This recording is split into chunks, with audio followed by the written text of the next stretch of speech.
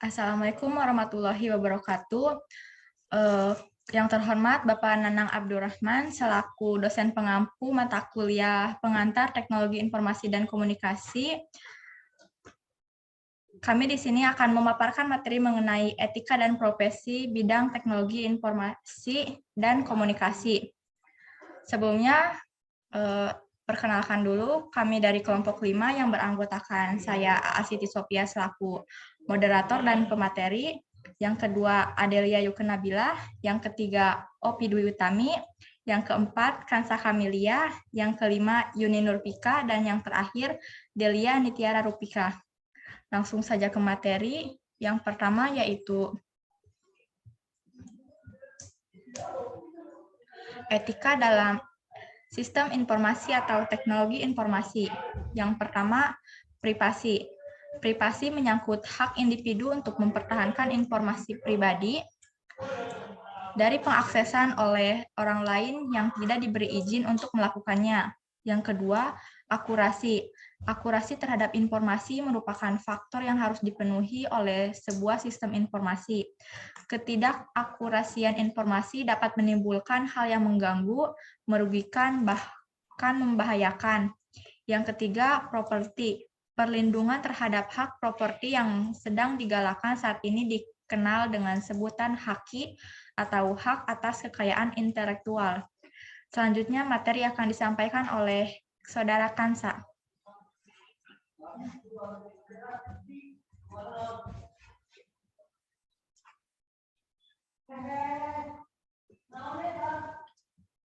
Yang keempat, ada virus dropper, suatu program yang dimodifikasi untuk menginstal sebuah virus komputer yang menjadi target serangan. Kelima, script atau batch. Awalnya, virus ini terkenal dengan nama virus batch, seperti yang dulu terdapat di file batch. Yang ada di DOS, virus script biasanya sering didapat dari internet. Yang keenam, virus makro. Virus yang dibuat dengan memanfaatkan fasilitas pemrograman modular pada suatu program aplikasi seperti Microsoft Word, Microsoft Excel, Corel, WordPerfect, dan sebagainya. Selanjutnya ada jenis-jenis profesi di bidang teknologi informasi komunikasi. Yang pertama ada programmer, adalah orang yang membuat suatu aplikasi untuk di klien atau user, baik untuk perusahaan, instansi, ataupun perorangan. Tugas programmer yaitu membuat program baik aplikasi maupun sistem operasi dengan menggunakan bahasa pemrograman yang ada. Yang kedua, IT support merupakan pekerjaan IT yang mengharuskan seseorang bisa mengatasi masalah umum yang terjadi pada komputer seperti install software, perbaikan hardware, dan membuat jaringan komputer. Dan yang ketiga, software engineer adalah mereka yang memiliki keahlian untuk memproduksi perangkat lunak mulai dari tahapan awal, spesifikasi sistem sampai pemeliharaan sistem setelah digunakan. Selanjutnya akan dilanjutkan oleh Saudara Ovi.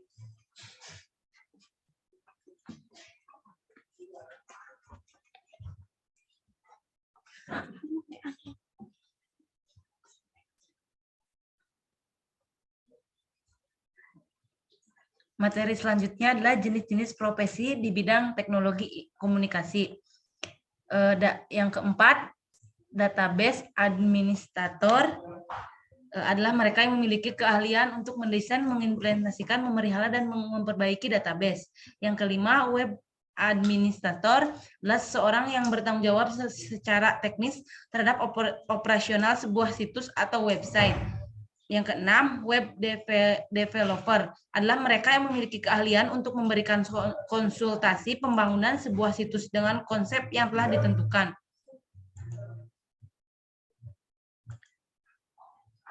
Jenis-jenis profesi di bidang yang ketujuh adalah desainer adalah mereka yang memiliki keahlian dalam membuat desainer atraktif dan menarik untuk situs serta desain untuk kepentingan promosi secara visual. Network engineer adalah orang yang berkecimpung dalam bidang teknis jaringan komputer dari maintenance sampai pada troubleshooting-nya.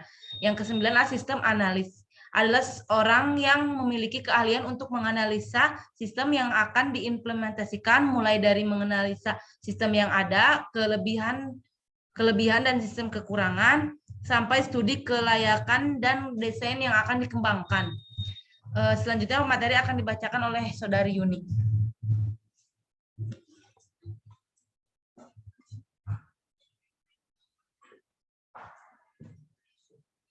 Baik, di sini saya akan memaparkan materi mengenai sertifikasi di bidang teknologi informasi dan komunikasi. Dalam memformulasikan standar untuk Indonesia, suatu workshop sebaiknya diselenggarakan oleh IPKIN. Partisipan workshop tersebut adalah orang-orang dari industri, pendidikan, dan pemerintah. Selanjutnya, mekanisme sertifikasi harus dikembangkan untuk mengimplementasikan standar kompetensi ini. Beberapa cara pendekatan dari negara lain harus dipertimbangkan.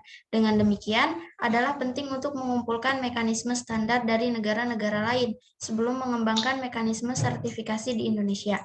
Sertifikasi sebaiknya dilaksanakan oleh IPKIN sebagai Asosiasi Komputer Indonesia. Pemerintah diharapkan akan mengakui sertifikat ini dan memperkenalkan dan mendorong implementasinya di industri. Dalam mengimplementasikan mekanisme sertifikasi, beberapa badan perlu dibentuk. Materi selanjutnya akan disampaikan oleh Saudari Adelia.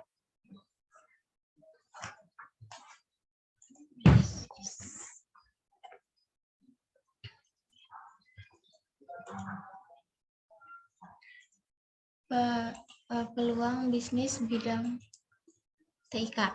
1. Pengembangan web. Situs ini menjadi salah satu hal yang harus dimiliki sebuah perusahaan.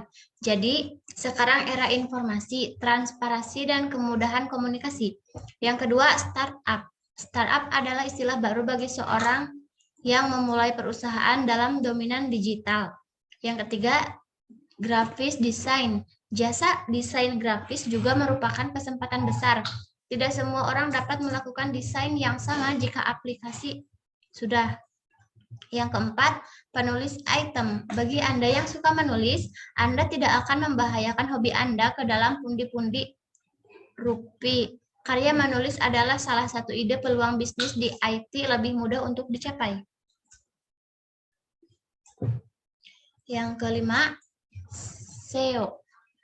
SEO atau Search Engine Optimization adalah salah satu cara bagaimana untuk meningkatkan situs Anda pada halaman pertama pencarian Google, sehingga banyak pengunjung yang datang ke situs Anda. Yang keempat, aplikasi seluler. Pengembangan aplikasi mobile dari tahun ke tahun memiliki tahun pertumbuhan yang cukup tinggi. Setelah tahun adalah perkembangan yang sangat signifikan. Yang ketujuh, software. Jika aplikasi tersebut lebih cenderung untuk ponsel atau smartphone, maka software ini cenderung ke perangkat komputasi. Perangkat lunak ini adalah perangkat lunak yang isi dari bahasa pemrograman tertentu yang memiliki kesatuan dan nilai-nilai tujuan tertentu. Selanjutnya akan dibacakan oleh Saudari Delia.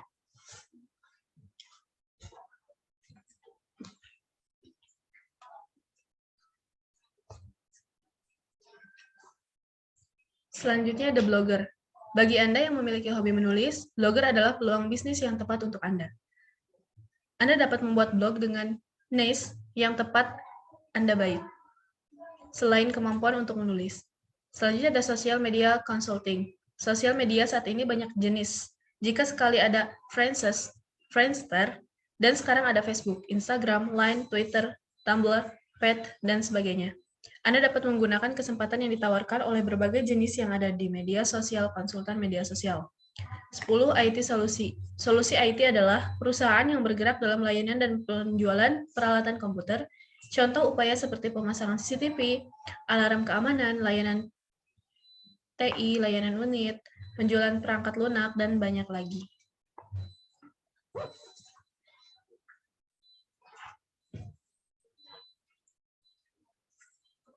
Mungkin cukup sekian materi yang dapat kelompok kami sampaikan.